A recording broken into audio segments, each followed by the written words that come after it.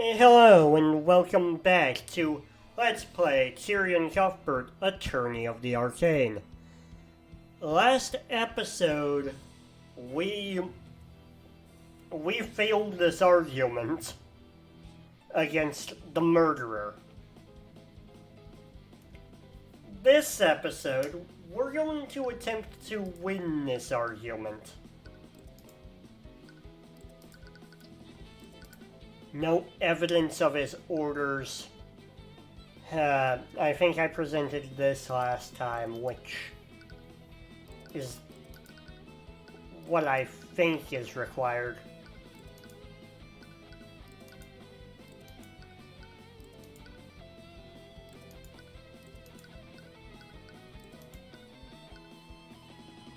But I'm not certain.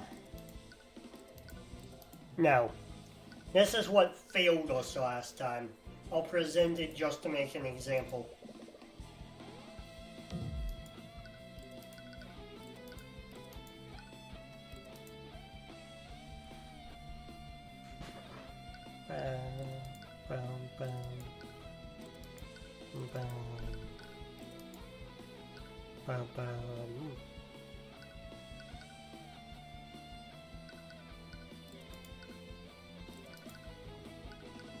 He had keys, I assume.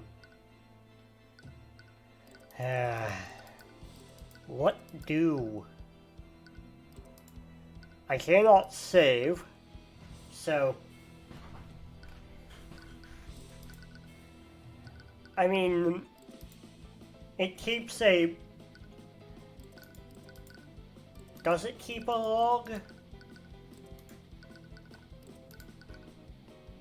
Every command given to a construct is stored in the command log. No, that screwed us over last time too.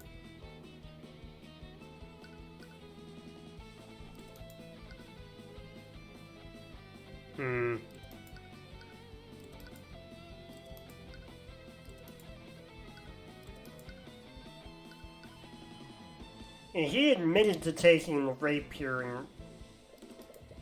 No. Right back to the beginning. Fortunately, I saved right at the beginning of the argument. And I can't save anymore, so... Let's go through this again. Okay. Right, you weren't alone.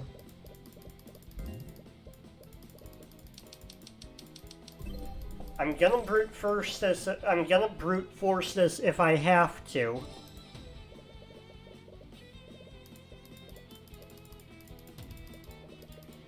Because I am doing this blind and I don't know what the solution is.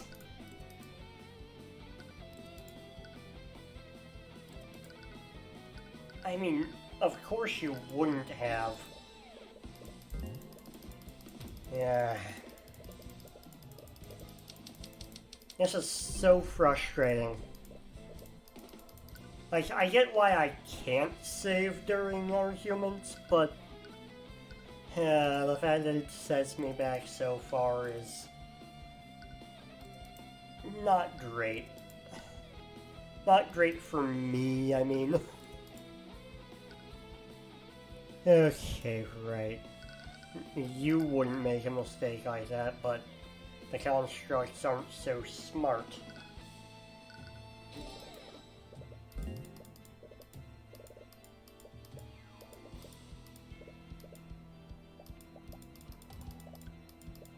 Okay. No evidence of his orders. Spells.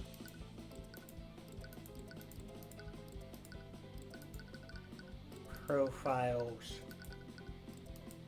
I mean, technically this was an order.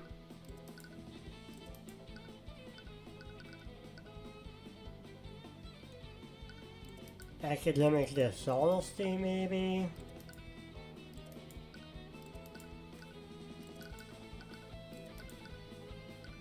Yeah, I don't know what the,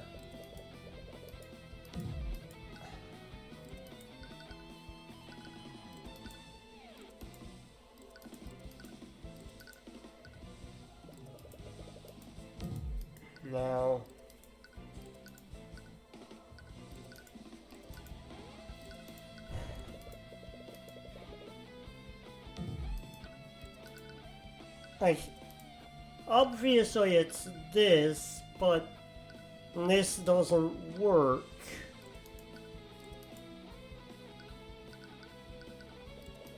Deduction? No.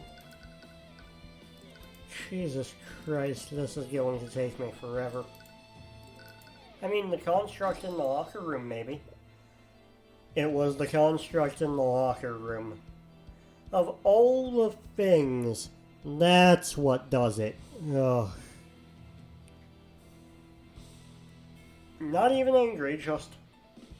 My god, how did I not notice? How did I not put that together of all things?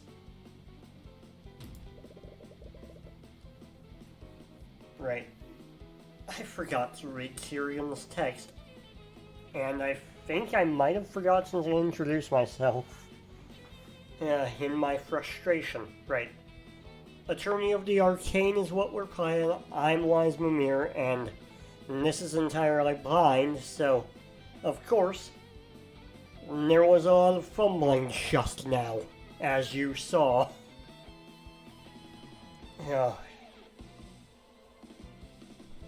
Right. All we have to do is take a look inside it, and we'll see the plot inside. Is that so, Mr. Cuthbert? What? Why does he still look so confident? No, Mr. Cuthbert, I already checked inside of that construct during my investigation. The interior was completely clean. What? The construct's primary function is to assist and clean, dear Tyrion. They have a function that allows them to clean themselves inside and out. Well, we can still look at its command history, right? No, that can be deleted easily. Needs to be for maintenance reasons. Think about it, Mr. Cuthbert. Do you honestly think that the murderer would leave evidence like that? I'm sure whoever orchestrated this plot, they ordered the construct to wipe its logs when it was finished. No. That's right, Mr. Cuthbert. Your case against me is theoretical at best. But I suppose I can still give you marks for trying. Damn it. He thought of everything. Was he seriously able to get rid of all the evidence? No. You're running out of options, but you still have one tool left. Huh. It's unbecoming to glare like that, young Tyrion. He's doing it again. Bring yourself to that moment with Garrick Pierce. Think about what's at stake for Wallace, just like you did with Celeste. And his life and his future are in your hands. Empowered Eye. You activated Empowered Eye again. Redmond did a good job of covering his tracks, but there was something he forgot to get rid of. Foul classroom smell, let's try. I wonder, did I leave any other pieces of evidence behind? That I was far too reckless. But I needed some way to keep that lecture hall empty. Oh, right. He must have botched the alchemy experiment on purpose to keep the lecture hall cleared. But that doesn't really tell you anything you can use right now.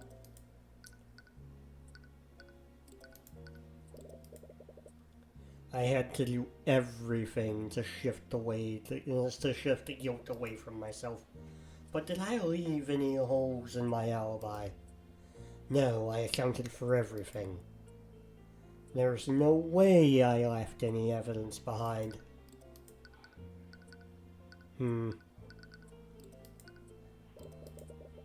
I did everything I could to cast doubt on Freya's brat. I can't believe Valerie placed a trace of necromancy on the body.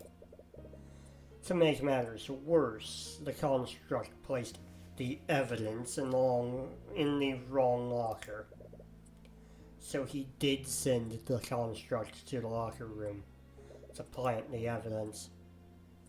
He must have also fabricated the documents that accused Freya of cheating. It was all to make her look like the murderer. But that doesn't give you anything new to work with. Damn.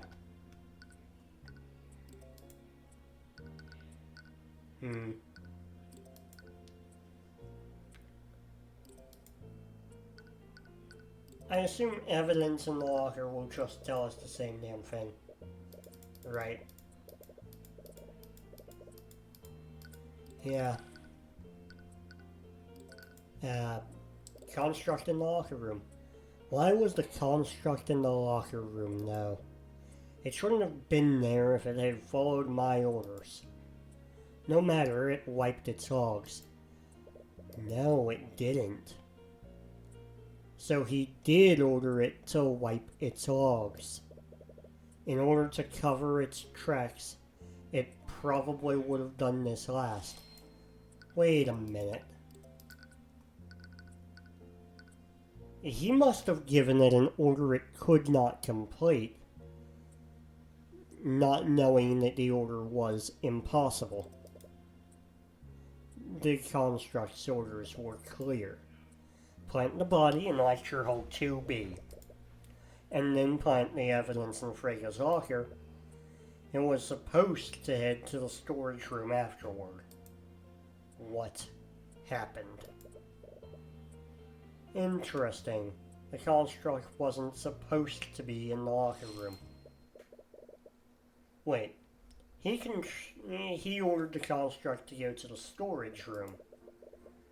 It would have done that after it was finished planting evidence in the locker room. But we found it in the locker room.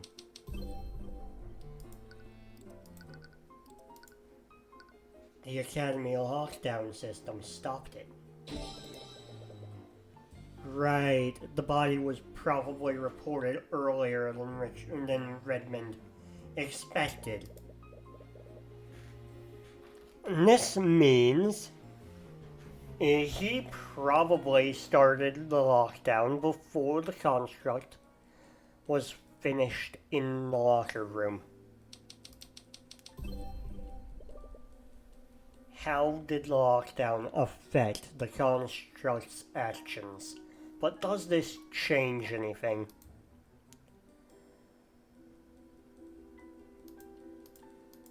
Redmond's series of commands was interrupted by the lockdown.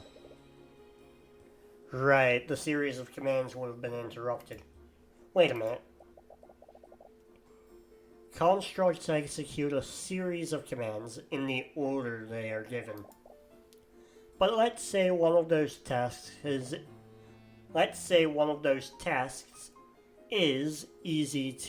impossible to complete. When the construct gets to that task, it will deem the entire series impossible to complete. As a result, it will stop executing the series altogether. So if a task in a series of commands is impossible, then that command will interrupt the entire series. The construct's final command was to wipe its memory. But if its orders were interrupted by the lockdown, then Miss Steelwind, I have nothing more to ask this witness. What? You're not giving up, are you? Do you even have to ask? Yeah, I thought so. But, how are you going to prove he did it if he's not testifying? Don't worry, the next witness's testimony will be all I need. Next witness. That look on your face isn't one of defeat. Just what are you planning? Ha. Nothing. It's nothing but desperate bravado. Now if you'll excuse me. You've let your quarry get away, Mr. Cuthbert. I hope you know what you're doing. I do, Miss Steelwind. First, I'd like the Inquisition to bring in the Arcane construct in the Academy's locker room. We've already established that the murderer could have wiped its history. Please, just humor me for a second, Miss Steelwind. Very well. Bailiff, please relay Mr. Cuthbert's request to Commander White. Well, here's your construct. We are cross-examining the parrot. We've reached that level of Ace Attorney. That level of Ace Attorney BS. That joke will make much more sense as we get further in Ace Attorney, by the way. Construct? What are your orders? Please recite your command history. I know it should be using Bellwether's voice, but I find doing the robotic voice much more fun. Reporting. Command 1. Stand by in Headmaster's office. Command 2. Await vocal signal attack from Theodore Redmond.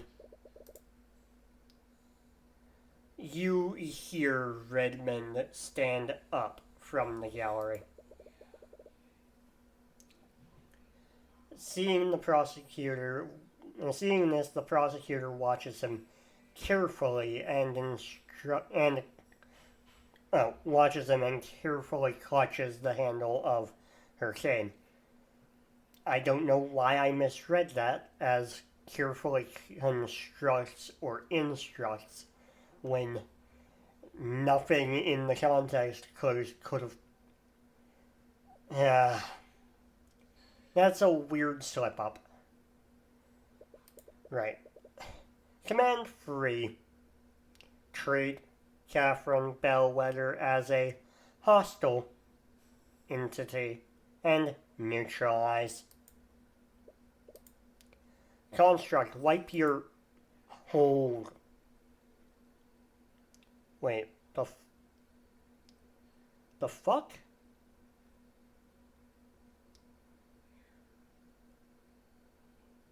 Why is she shouting that of all things?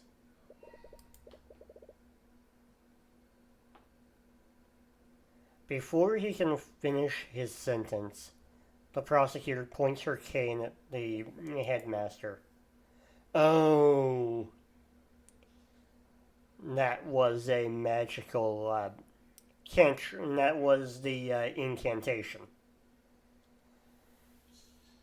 It is still concerning, though, considering that word was associated with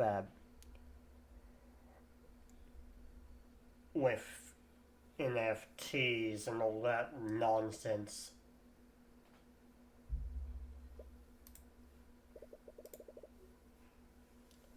I'm becoming suspicious of the game itself. That's a problem. The magic reefs around his body and stops him from moving. He's clearly trying to struggle against it, but it looks like he can't move his mouth. Miss Steelwind, excuse the interruption.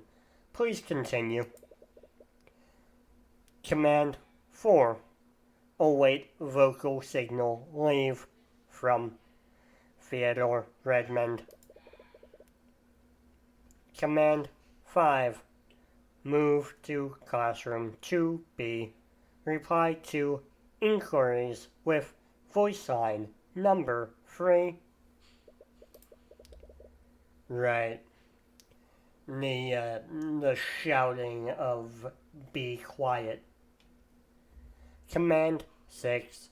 Remove Catherine Bellwether from interior frame and place on floor. Okay, right. Thank you, Construct.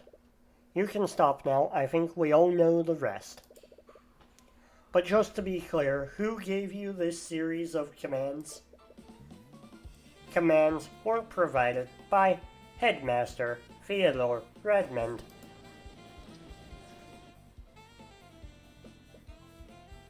How? I ordered the Construct to wipe its command history. Mr. Redmond, constructs don't follow the same logic that humans do. They're prone to errors when their commands are impossible to execute. To be fair, so are humans. Impossible? In what way were my commands impossible? You were the one that made it impossible. You activated the lockdown system. The body was found earlier than you'd like.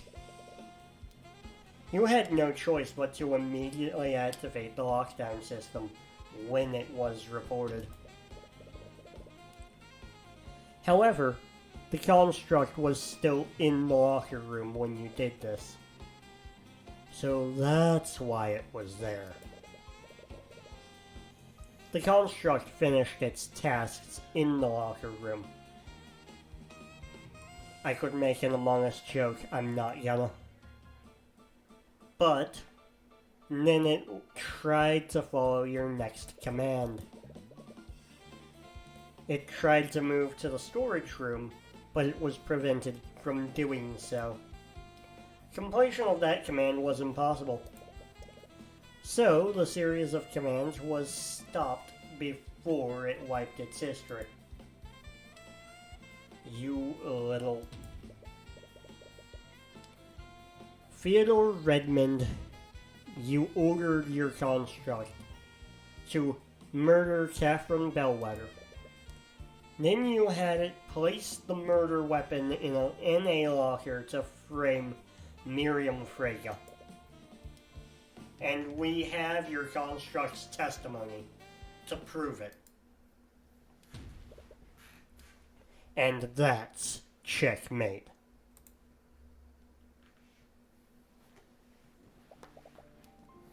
I can't believe it.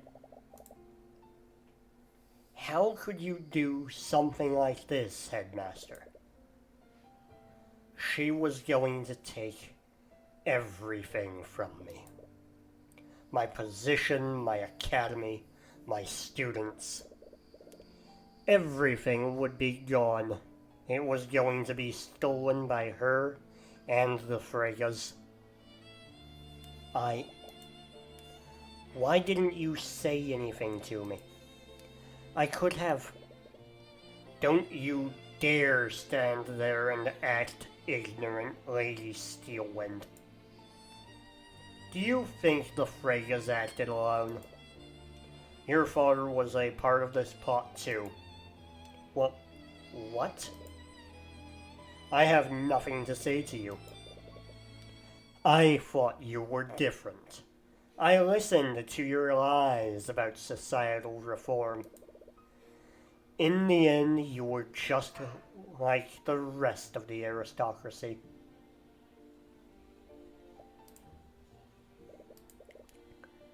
By the Scaled Lord, what have I done? I was even willing to sacrifice poor Wallace. I can't believe Why did I do this? It appears we have a full confession. It appears like we've got manipulation from the big bad. Yeah, I'm very suspicious of Catherine Ilmater, and every time one of those, let's call them glitches in reality, occur.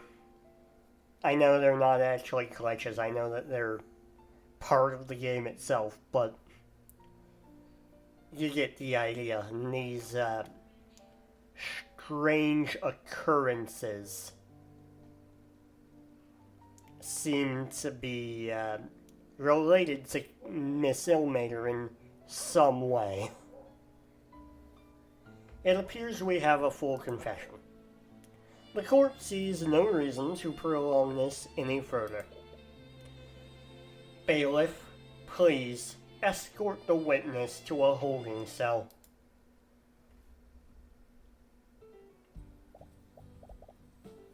Mr. Cuthbert, you really did it. It feels amazing, right? Like a big weight being lifted from your shoulders? It does, but I can't believe the headmaster was the one who did this. Right. Despite everything Redmond did, he was the one that allowed Lawless to pursue his dreams. I'm sorry. I'm sure this is bittersweet for you. What am I going to do now?